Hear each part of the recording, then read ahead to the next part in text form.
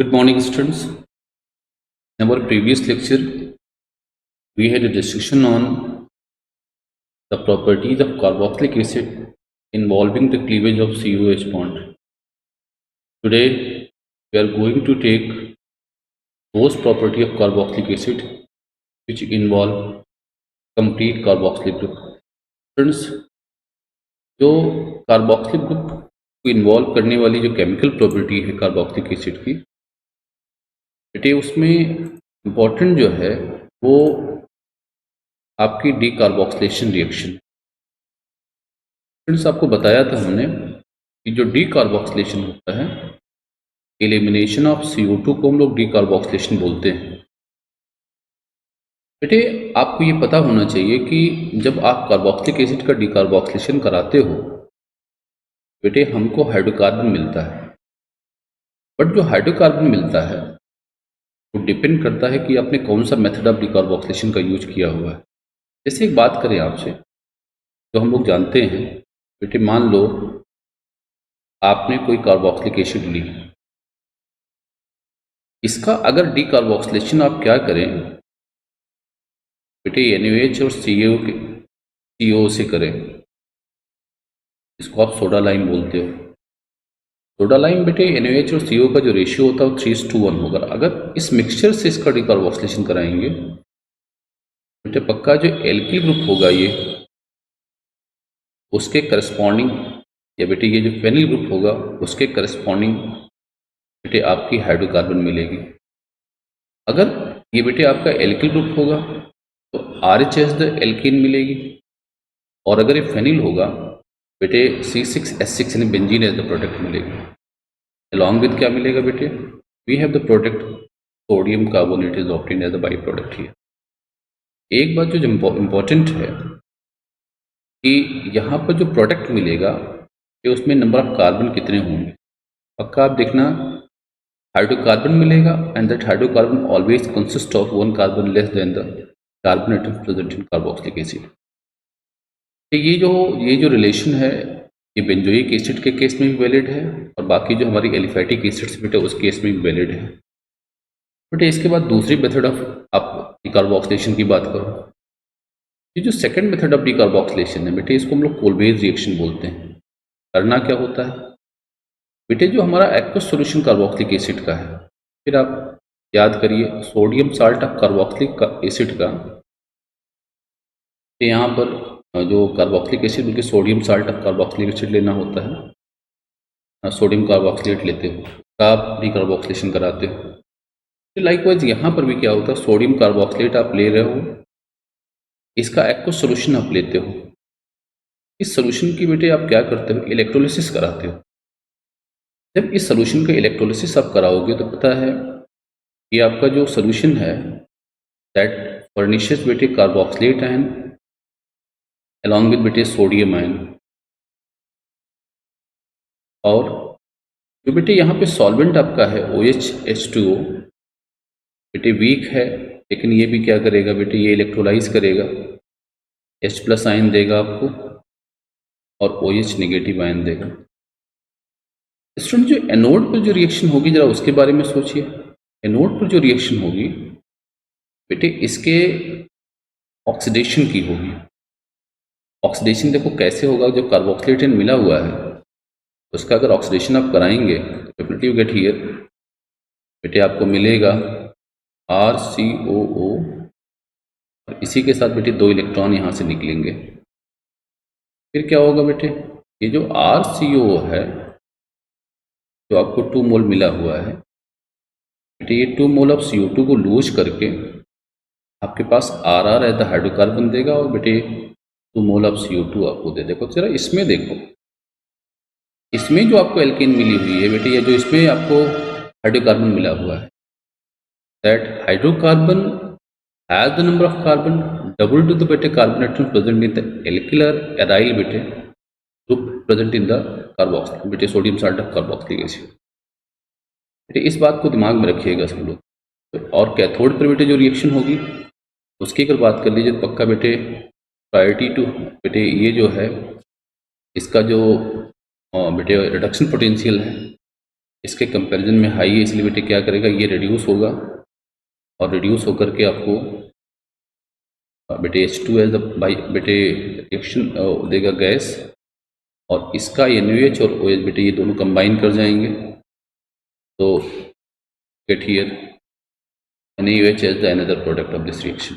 Students, in this way you can write बेटे this is your whole base reaction and that involve the electrolytic decarboxylation of sodium salt of carboxylic. इसके बाद हम एक बात करते हैं, बड़ी इंपॉर्टेंट बात है। एक होती है रिएक्शन हेल्महोल्ट्ज-जेलेंस्की रिएक्शन, इसको शॉर्टली हम लोग HBZ रिएक्शन बोलते हैं। बेटे इसको हम लोग ऐसे भी कर सकते हैं, this is also called as halogenation of carboxylic acid. याद करो बेटे, जो हमारी कार्बोक्सिलिक एसिड होती है उनमें उन्हीं का हैलोजिनेशन पॉसिबल होगा जिसमें बेटे अल्फा हाइड्रोजन प्रेजेंट होते हैं। जैसे मैं कहूँ फॉर्मिक एसिड की, तो बेटे फॉर्मिक एसिड की हैलोजिनेशन नहीं हो सकती क्योंकि अल्फा है ही नहीं वहाँ पर। लेकिन बेटे फॉर्मिक एसिड से जो हायर बेटे हमारी कार्बोक्सिलिक एसिड है, that all undergo halogenation reaction. बेटे करना क्या होता है, मान लो आपको हमने एक एसिड दिया दैट कंटेन्स योर बेटे अल्फा हाइड्रोजन, तो चेक करो ये अल्फा हाइड्रोजन बेटे ये आपका अल्फा कार्बन है, इसके साथ 2 हाइड्रोजन है। ऐसी एसिड को क्या किया जाए बेटे, X2 X को क्या कर सकते हैं, Cl या Br हो बेटे, 2 ही हो सकते हैं, और यहाँ पर रेड फास्फोरस को रखा जाए। ऐसी सिचुएशन में बेटे आपका जो अल्फा हाइड्रोजन है बेटे इसका हैलोजिनेशन हो जाएगा, सक्सेसिव हैलोजिनेशन हो जाएगा। तो पहले स्टेज में आपको क्या मिलेगा बेटे, एक हाइड्रोजन X ग्रुप से रिप्लेस होगी, जबकि बेटे आपका जो कार्बोक्सिलिक ग्रुप होगा that remains intact.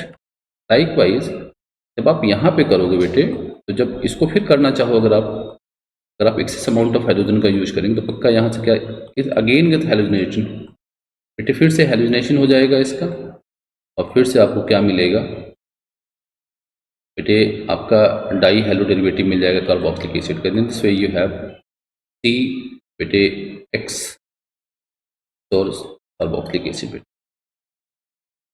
This is reaction. तो ये जो रिएक्शन है जिसमें कार्बोक्सिलिक एसिड को हैलोजन के साथ रिएक्ट करते हुए in the presence of red phosphorus बेटे, we have mono halo derivative carboxylic acid as well as the di halo derivative of carboxylic acid is obtained here. Friends, इसके बाद एक important बात आपसे करनी है हमको है इलेक्ट्रोफिलिक सब्स्टिट्यूशन की। तो स्टूडेंट पता है हमारा जो कार्बोक्सिलिक एसिड ग्रुप होता है बेटे, जो बेंजोइक एसिड में मान लो प्रेजेंट है, इसका बेटे जो रेजोनेंस इफेक्ट है वो है नेगेटिव R का। अगर नेगेटिव R का होगा तो पक्का बेटे ये ग्रुप, ये जो होगा डीएक्टिवेटिंग ग्रुप होगा, that may act as the deactivating group. और बेटे अगर डीएक्टिवेटिंग है तो पता है इसका जो डायरेक्टिंग इन्फ्लुएंस होगा मेटा डायरेक्टिंग होगा। तो आप देखेंगे क्या बेटे, इसका जो है लाइक अदर एरोमेटिक कंपाउंड, तो ये भी आपकी जो हमारी इलेक्ट्रोफिलिक सब्स्टिट्यूशन है, जैसे नाइट्रेशन है, हेलोजिनेशन है, सल्फोनेशन, बेटे इन रिएक्शन को रिस्पॉन्ड करेगा।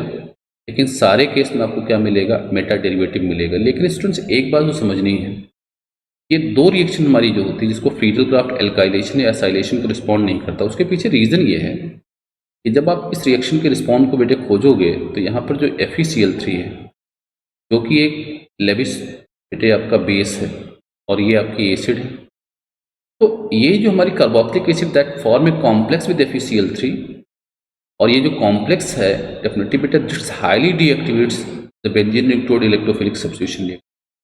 That is why Friedel-Crafts alkylation as well as the Friedel-Crafts acylation do not occurs बेटे in the case of that is aromatic carboxylic acid. Friends, इसके बाद बात करें, एक चीज़ जो हमको बताना आपको है डिस्टिंक्शन टेस्ट के बारे में। बेटे यहाँ पर फॉर्मिक एसिड और एसिटिक एसिड का हम लोग चाहते हैं, एसिटिक एसिड का डिस्टिंक्शन चाह रहे हैं। तो फॉर्मिक एसिड की बात करें बेटे, तो पता है फॉर्मिक एसिड एक एसिड भी है और बेटे ये एल्डिहाइड भी है। आप याद दिमाग में हमेशा रखा करो कि जब 2 एसिडिक सब्सटेंसेस गिवन हो, इसमें एक फॉर्मिक एसिड हो दूसरी कोई एसिड हो, तो हमेशा इनका डिस्टिंक्शन आप टॉलेंस रिएजेंट से किया करो या फेलिंग से किया करो, क्योंकि बेटे ये एसिड के साथ साथ ये एसिड के साथ साथ बेटे ये एल्डिहाइड भी है, और ये एसिड की भी रिएक्शन देता है और एल्डिहाइड की भी रिएक्शन देता है। तो फॉर्मिक एसिड और एसिटिक एसिड का जब आपको डिस्टिंक्शन करना होगा तो हमेशा आप याद करिए, यहाँ पर आप क्या करेंगे, टॉलेंस रिएजेंट टेस्ट का यूज करेंगे। तो जो फॉर्मिक एसिड है, टॉलेंस रिएजेंट में क्या होगा बेटे, सिल्वर मिरर फॉर्म करेगा, जबकि एसिटिक एसिड बेटे कोई सिल्वर मिरर नहीं बनाएगा। लाइकवाइज बेटे हमारे पास फेनॉल और बेंजोइक एसिड की बात करें, पता है बेंजोइक एसिड के लिए बेटा जो टेस्ट हम लोग बताते हैं बेटा उसको सोडियम कार्बोनेट टेस्ट बोलते हैं, जबकि बेटे हमारा जो फेनॉल है उसको न्यूट्रल फ्लेरिक क्लोराइड टेस्ट के थ्रू हम लोग डिस्टिंक्शन उसका कर सकते हैं। तो जब आप टेस्ट करना, लेकिन याद करना FeCl3 को ये रिस्पॉन्ड नहीं करता, सोडियम कार्बोनेट को ये रिस्पॉन्ड नहीं करता। तो जब आपको कभी डिस्टिंक्शन करना होगा तो डेफिनेटली आप क्या करोगे, या तो इस टेस्ट का यूज कर लीजिएगा या इस टेस्ट का यूज करके you can easily make the distinction between these two compound बेटे here. Friends, on the basis of all these one, let us try to attempt these two problem. Thank you.